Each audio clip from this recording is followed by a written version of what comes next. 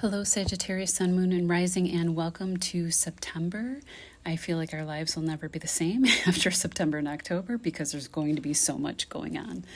On September 2nd, the new moon in Virgo will fall in your 10th house of career and visibility at 11 degrees, where the Sun and Mercury currently are, but it will be receiving an opposition from Saturn and Pisces in your 4th house of home and family.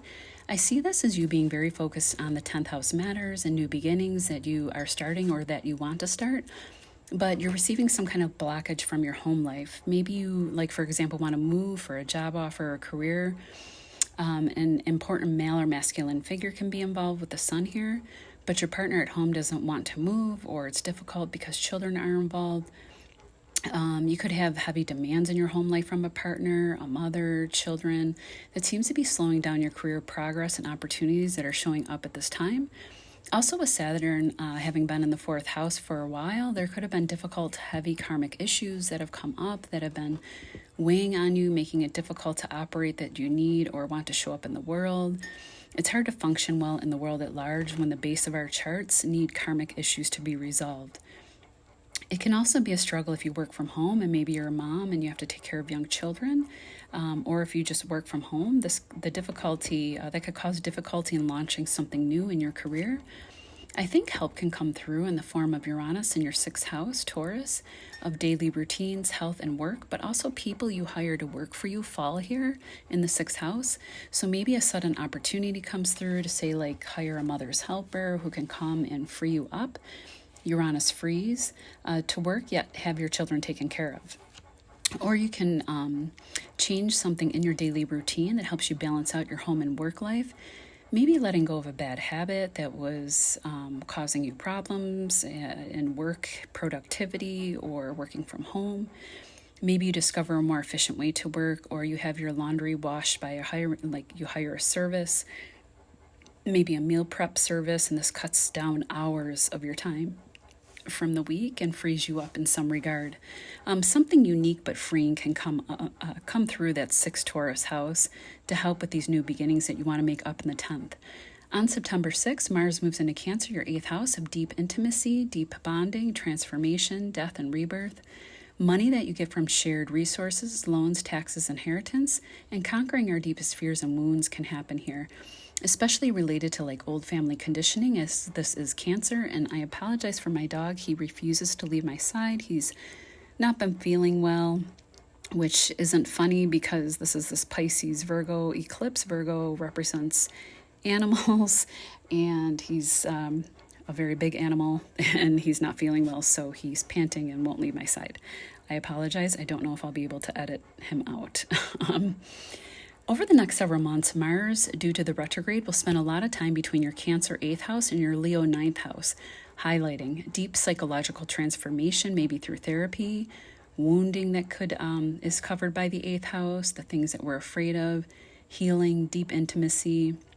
And then you reach the 9th house, which is a joy luck house of a higher mind, positive thinking, gurus, teachers, philosophers, psychologists, doctors, lawyers, higher education, publishing, travel, foreign language, all that falls in the 9th house and then some.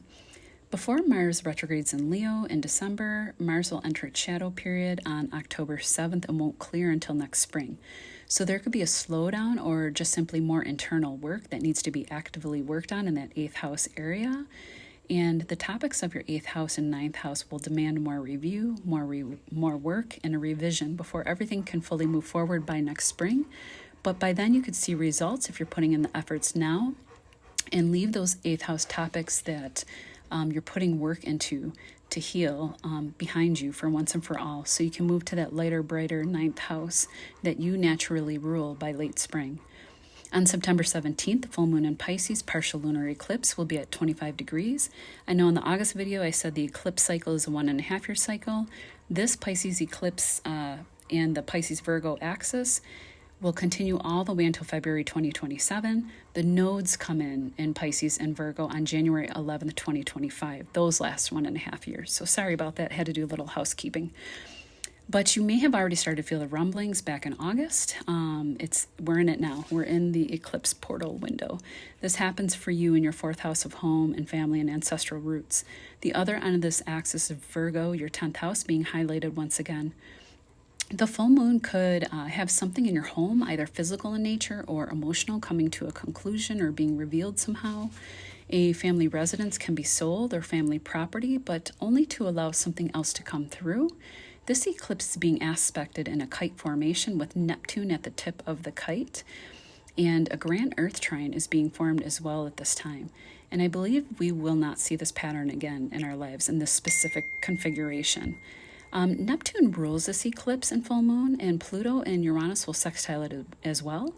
I think if a difficult issue comes to light or something comes to conclusion around the home or family somehow, or emotional conditioning, sorry about that, it will ultimately be beneficial, as Pluto can transform and Uranus in a sudden or unusual fashion.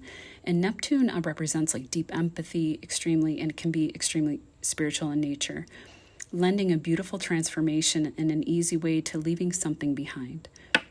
Once this change happens, it will be for good. Eclipses open portals for change, and if they take something away, it's usually for good and in your best interest, especially this one, as it is quite divine in nature. Earlier this month, career in the 10th house was in focus, but at this time, I feel that your gaze will be on the home domicile. I pulled a tarot card for you for further, because of this unique special time and because this is a Pisces eclipse, and it's been really crazy. I'm so sorry. I'm going to pause this. My son keeps texting me. Look, you would think I'm the Sagittarius here with all these interruptions from home. The tarot card that I pulled out for you was the Death card, which is a major arcana. It came out upright, actually, and can be quite positive. I actually like the Death card in spite of this implication. It's not meant usually to be literal. This card, it sometimes can, though. However, I'm not going to look at it this way at this time. This card can represent rebirth and transformation, change and hope. Two themes that I had just mentioned previously when I was talking about the 8th and 9th house for you. I can't believe the way this came out. I've been getting some really profound cards coming out with each, horoscope that I've been doing. This card shows up representing inevitable endings, completion, finality, and transformation. I absolutely love the Death card. I'm a Scorpio moon, and I cannot stand stagnation. So if anything has been stagnant or getting in the way of your spiritual evolution or progress, emotional or mental well-being, know that a positive transformation is coming and will be unfolding, even if you don't see it right away, as Pluto moves slowly and is involved in this eclipse, or if things seem scary or difficult. Trust this process, put in the efforts, and know that your ancestors are walking with you now. You're not alone. I got that message very clearly, very strong, and very loud. On September 23rd, Venus will move into Scorpio, your 12th house of rest and seclusion, and the Sun into Libra, lighting up your luck house. The 11th house is your luck house, hopes, dreams, wish fulfillment, lottery wins, lottery gains. Large networks of people, the internet, humanitarian, and social causes fall here in the 11th house.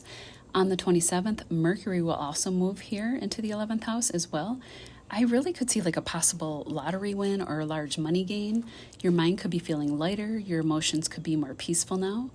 You could feel a strong desire to speak out or be recognized for something on a large scale or larger stage.